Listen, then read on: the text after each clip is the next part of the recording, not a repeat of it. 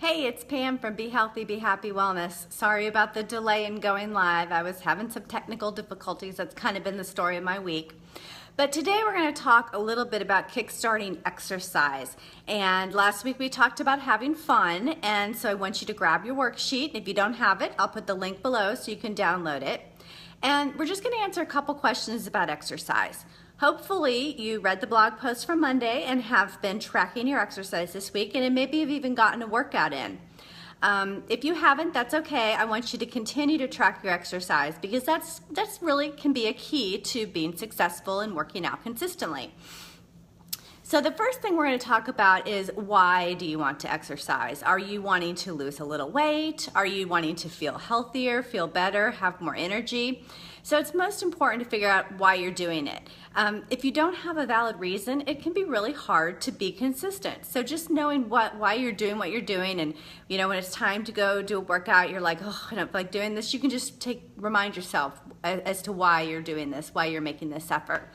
So that's the first thing, the first question on your worksheet, so just jot down your answer to that. And then the next thing we're going to talk about is, what do you like to do? How do you like to exercise? And I want you to take a few minutes and write a list of all the different things you like to do, the kind of active things in your life that you like to do. And it doesn't even have to be traditional exercise. For instance, if you hate to run, well, don't put running down as an exercise you want to do. You won't be successful, you'll be dreading it, and you're not going to want to go do it.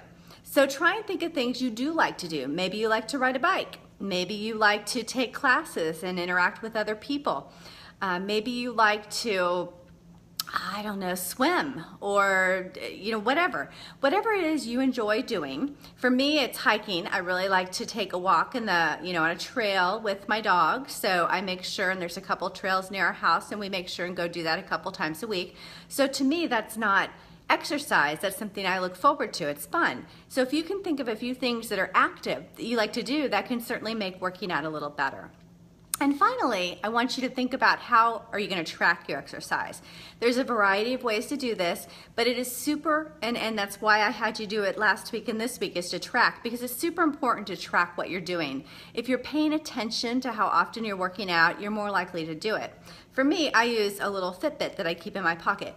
And my goal is 15,000 steps a day. So if it's 5 or 6 o'clock and I'm only at 10,000 steps, then I know I have to go walk the dog, or I have to jump on the treadmill, or do something. I have to do something to get myself to my goal for the day.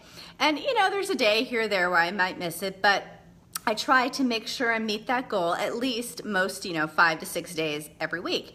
And because for me, I know that 15,000 steps mean I'm doing walking the dog and getting on the treadmill. So that is enough steps that I know I have to do at least a serious workout to make it. So that's why that's so important for me to have that goal. Your goal, or your way of tracking it, might be as simple as a check mark on your calendar. Every day you exercise, put a little check on your calendar, or log it on your phone, or maybe you have an Apple Watch. Whatever works for you, try a few things and find something that keeps you motivated and keeps you tracking those workouts, so that you can meet your goal of, I would say, at least 4 or 5 times a week to do something active. So if you can do those 3 things for the next few weeks, the rest of the summer, you're going to be in a great position for fall. You're going to have been a lot more active. You're going to feel way better, have lots more energy, just by simply moving your body 3 or 4 or 5 times a week on a regular basis. So I'd love to hear in the comments or on my blog what you're doing to track your exercise, what kind of exercises you like to do.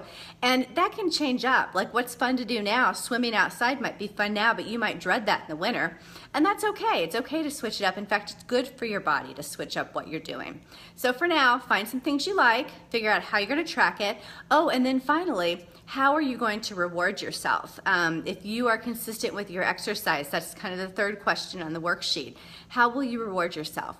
For me, since my fun thing is walking my dog, it'll probably be buy him a fun new collar and leash. So because he chews through them anyway, so he's going to need one. So if I'm consistent with it, or I've also been doing Pilates a lot every day. That's something I really love, and I'd like to have one of those rings. So if I'm consistent with Pilates for a month, maybe I'll buy myself one of the Pilates rings. So those are some different ideas of non-food treats that you can give yourself for being consistent.